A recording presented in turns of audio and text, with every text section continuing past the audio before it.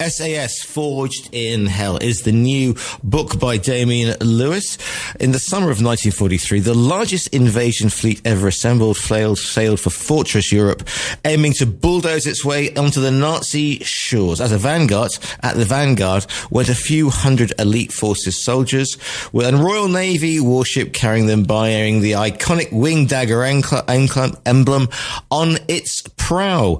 It is the subject. This is once again a brilliant book by now regular guest to the show, Damien Lewis. Delighted to say he's joining us live from London mid-launch. Good morning to you, Damien. Yeah, good morning. Good to be with you again. Yeah, very good. And you are right in the middle of launching this particular book. Yeah. So last night I was giving a talk to the Imperial War Museum at the Lambeth site, which was fantastic. Brilliant turnout, wonderful audience, and it's such an amazing venue. I love being there, so much to see. And then tonight we're doing the same at the National Army Museum, so in Chelsea. It's another fantastic venue, yeah, so it's going to be fun. Yeah, absolutely. And it's really interesting because there has been a revival or a rediscovering of 1943 and the Italian campaigns and Operation Husky and the invasion of Sicily. And it is fabulous that your book looks at the exploits of the SAS and most of the people who will have a passing remembrance or memory of the SAS will presumably be thinking, oh, this is somewhat like the Guns of Navarone. Yeah, it is very much a Guns of Navarone story that opens the book. So, you're talking February, March 43, David Stirling, the founder of the SAS, has been captured. And once again, those in high command who have never liked these piratical raiders of the desert are trying to do away with them. And the way that Blair Paddy Mayne, who then took over command of the SAS after Stirling's capture, the way he kind of argues that they've still got a role in Europe is to win for them this suicidal mission, to go and take the shore guns that risk blowing the Allied invasion fleet out of the water. That is the mission they're giving. So serving right at the tip of the Allied spear, right at the tip of the Op Husky invasion fleet, knowing if they fail, then the consequences could be catastrophic. And it's interesting with the land, but especially with the invasion of Sicily, before they pop over the Straits of Messina and get into Italy itself, because there are so many things, there are so many potential disasters and things that could have gone wrong. And you mentioned they're trying to do away with the long range desert group and whatever. And this is a scenario that they're not used to. They've been highly trained, or Maine's training themselves, but they've been used to sort of, wasn't they swanning, but thundering around the desert with a huge expense of terrain to get to explore and get lost and hide in. And this is a commando type operation, isn't it? Absolutely. Yeah. So, they're used to deploying in, most a dozen, 24 men, hit and run raid, shoot and scoop, fast jeeps, melting out the darkness, hitting an airbase, melting away just as quickly. That's what they're trained for. That's what they're used to doing. Suddenly Maine's got to lead 286 men, in one operation, going in by landing craft in the depths of night, scaling these impossible cliffs, outnumbered 50 to 1. And they don't just have to take these shore guns. They have to then destroy them and hold them against all enemy forces until the Allied invasion fleet has landed and got its troops ashore. So it's a completely different means of waging war for them. And presumably they have to take these guns because otherwise the Allied fleet is going to get blown out of the water quite quickly. Yeah, absolutely. Yeah. If the sun comes up and the Allied invasion fleet is spotted and the shore guns are still manned and operational by the enemy, obviously they'll blast the Allied fleet out of the water. So this is a do or die mission. If they do not succeed, then Op Husky itself risks not succeeding. Those are the stakes involved. The weather in Italy is always a factor. 1943, as I said before, and I was speaking to James Holland a couple of days ago about this, is the fact that it's beautiful weather when the invasion. I know that I'm jumping the gun and going down the line here, but it's beautiful weather in summer in Italy, and then the winter hits and it's absolutely appalling for everybody. And the weather when the SAS are doing this raid, and also remember they're not doing this in isolation because there are hundreds of gliders coming in which are going to land seamlessly on the island itself, and that goes horrendously wrong. Yeah, it's an absolute nightmare. I mean, everybody's game planned this operation, including actually General Kurt Student, who's the German Airborne Forces commander. He had sketched out how the Allies might invade, and he predicted they'd land on Sicily. But no one in their wildest imaginings thought that in midsummer, July in the Mediterranean, it would be anything other than the flat calm. So they've all game planned it for perfect weather, including the airborne landing. So the SAS have to go in and take the shore guns, but then hundreds of paratroopers are supposed to drop by glider onto Sicily, further inland, and take the key bridges and ensure the invasion force can then move overland. And their mission is a utter disaster. And it's interesting as well, because you're talking about, the top brass wanting to do away with the SAS because it wasn't their sort of warfare. Yeah. But also there's that whole, I know there's a parachute versus glider regiment. I mean, because everybody's testing out their theories at this point in the war. And so that's right. Yeah. So the airborne side of it is, I mean, the planning is so bad that the storm blows up. So 69 gliders end up ditching in the sea, because they're obviously blown to the four corners of the wind by the storm. And so nearly all the guys all the paratroopers riding on those gliders drown. It's horrendous. And so the SAS, as they're going on the landing craft, they're actually passing through the wreckage of these gliders with men clinging to them, begging for them to rescue them. They can't stop because they know if they do, they're going to endanger the whole invasion. It's a nightmare scenario. And even those gliders that actually do manage to put down on Sicily, because the planners haven't studied the air recce photos closely enough, they just haven't realised that Sicily is crisscrossed with dry stone walls, and so all those gliders just get torn to pieces. It's a really horrendous disaster, and what that means for the SAS is, as they are sailing in to take these shore guns, they realise they are very likely the only elite force that are going to get onto shore alive and able to do their operation. We've also about the SAS being sort of stealthy and nobody can see, nobody who knows who they are. But there's a bit of a spoiler here, because there's a bleeding great SAS emblem on the prow of what is it? The Ulster Monarch, isn't it? The ship. It's the Ulster Monarch. Yeah. So they're sailing to Sicily in a converted passenger ferry, converted into a DIY landing craft. And Maine and the captain, who they nicknamed Captain Crash because he was such a warlike, bullish individual, they get on so well that Maine gets his chief engineer, a guy called Bill Deakins, who was his explosive expert, his demolition expert. He gets him to carve a winged dagger emblem out of wood with the Who Dares Wins logo, and they bolt it onto the prow of the Ulster Monarch because it typifies the kind of piratical mission they're sailing in to do, and that's the spirit that sees them through all these subsequent amphibious landings as well with that ship. So they get to the base of the cliffs, and the one thing that Maine is really good at is training. So the troop that he's got are fit and well trained and ready to go. And they may have had they're on the bennies as well. They've got benzodine tablets as well, which is interesting. So they literally just say, okay, there's a large gun, up we go. Is that a pretty much a summary of what happens next?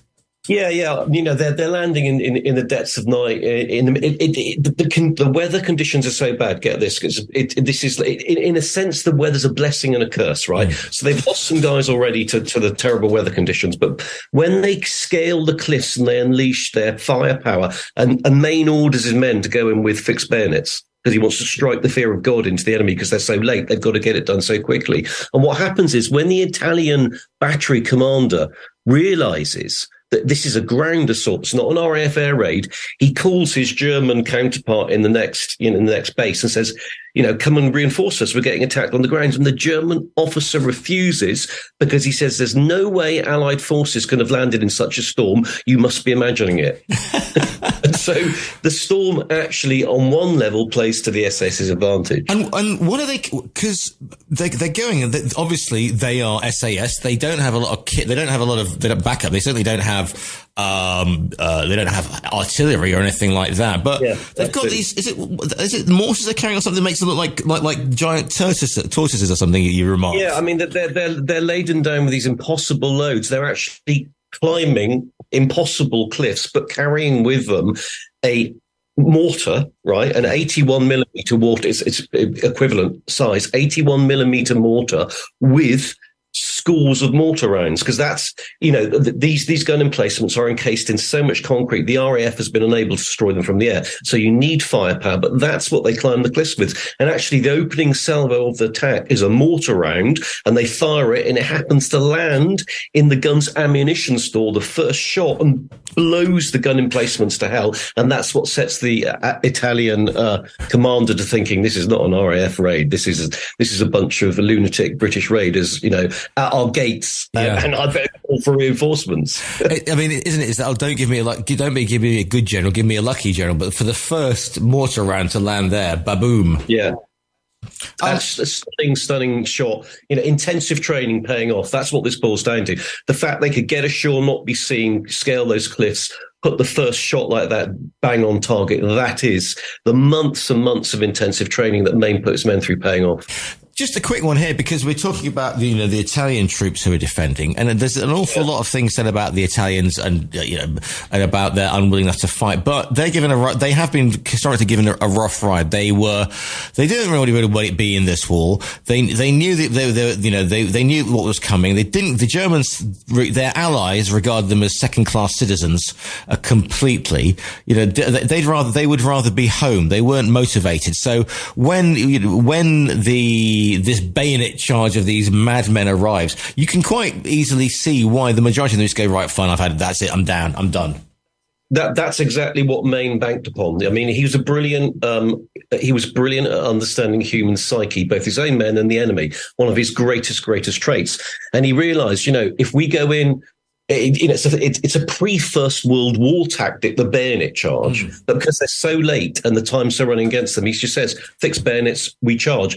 And because of that, just as you say, the Italians look at these berserkers emerging from the night with cold steel glinting in the moonlight. And the battle for that first gun emplacement is over pretty quickly. And more prisoners taken then from that first gun battery than the entire strength of the SAS squadron going in. Yeah, not only that, but they also come run into villages who are hiding in the network of tunnels. And again, it just goes to show how well trained they are, because rather than just throwing in grenades and machine gunning anything that moves, Maine's forces are able to distinguish them as civilians, and they're hiding there because they're afraid of being bombed from the RAF or something? Yeah, so the RAF have been doing a lot of softening up bombing raids, and wherever the bombing raids have taken place, the local villages have come and hidden in the bunkers beneath the gun battery, like makeshift air raid shelters, and they've done the same tonight. And so when men's raiders start the attack, they can hear this eerie, spooky kind of childish screaming and crying coming from the gun in place. They can't understand it. And when they get there and they start to attack the first underground bunker, they realize there's women and children in there. And so they can't grenade them anymore. And it's really interesting about Maine's psychology, in commanding his men. He says to them, wherever possible, you will take the Italian soldiers prisoner, because if they know that they can surrender and they will be afforded the protections of prisoners of war, we will seize the objectives more quickly and more easily. Brilliant understanding of psyche, both on his side and the enemy side. You see, and this is the thing with Maine, because a lot of people will go, oh, Paddy Maine, and the way he's being portrayed in various TV shows, and they'll go, he was a brawler, he was a big drinker, he was this Irish with a capital O-I, sort of figure. But, again, he's a trained barrister, he's played international rugby. And after the war, it's obvious that he's suffering from PTSD, and who wouldn't?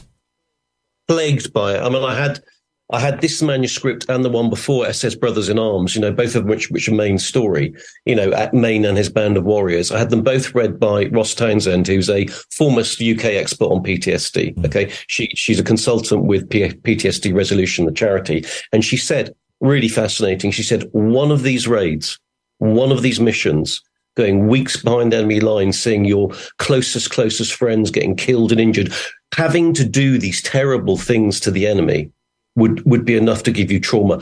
5 years of repeated operations behind enemy lines. It is inconceivable you wouldn't end up in that way. And not only that, fascinating again, she said, the two traits that make you most prone to getting PTSD are empathy and imagination. That people with that are prone to PTSD. You can't be in the SAS, certainly in the Second World War, I would argue even today, without imagination, because you've got to imagine how to attack the enemy such that the enemy would never imagine it possible. You've got to think the unthinkable. That's what they specialized in. And you need the empathy, because you've got to carry your brother warriors on these suicide missions. And you can't order men to do this. You have to carry them through filial brotherhood and love. And that's what they did. So the type of individuals drawn to this unit are also the type of individuals who are most prone to getting PTSD. During the action themselves, I believe, is it the only noteworthy wound is somebody gets their trousers ripped off or something like that? Is that am I getting, is it the Benny Hill school of commando warfare? What's going on there? Yeah, taking that first gun battery. So Lieutenant Davis jumps over the wire, gets the arse of his trousers ripped out, and does the rest of the whole operation with no seat to his trousers. But even funnier, Johnny Wiseman, one of the SAS originals, because they have a recognition that the code they call out, and it's the answering phrase is "kill the Italians," right? And he's shouting out the recognition phrase, and his false teeth pop out, and he loses his false teeth around the gun place. Priceless story. You couldn't make them up. Obviously it's a huge success for the SAS, but the Sicily campaign itself, or the Sicily actions, they lose it later on. And in Italy, they lose some remarkable figures because they are now engaged in the sort of warfare that they weren't designed for. Basically, absolutely. So, but by the end of the Italy campaign for the SAS, or for Paddy Mayne's SAS, they have lost at least a third of their men, and of those that remain, many are nursing minor injuries, and many of them severely exhausted and traumatized. They are no longer a viable fighting force by the end of the Italian campaign. And they have to then be, they have to be withdrawn in November 43, taken back to the UK. They have to recruit and recuperate and then prepare for the D-Day landing. So Italy really, really, really costs them dear. You also talk. It's not just the sort of the guns and Navarone story, but there's some quite remarkable stuff that, and as I always say to you, I'm not worth sort of creature, the armchair historian. And I've got a passing sort of whatever with the military history in the Italian campaigns, but there's some stories in there I haven't come across, and this the sheer bravery stroke psychotic what were you thinkingness of Buttercup now. And what a lovely Buttercup sounds like a small dairy cow who should be chewing in a meadow, quite a thing. But that's kind of starts the story like that. But then what he does is just like you wouldn't even do that in a first person shooter, for goodness sake.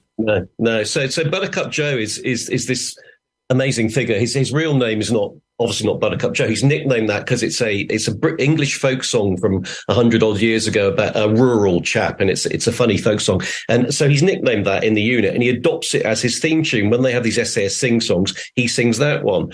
And so he's this kind of figure of fun. But then they get to the final major battle, which is Termoli, and Termoli was hell. And really, really tough, bad stuff happens there to the SS. And there's the final day of that battle, which is just an epic confrontation. And Buttercup Joe goes up to Brengun Ridge, which is where the SAS are facing off against a Panzer division, believe it or not. And the Panzer division had been told by Hitler, you will retake Termoli. And he says to Mayne, what can I do? Because he's been tending to the wounded. And Mayne says, well, down by the railway station's the worst part of all. Major Farron's down there with just a few men.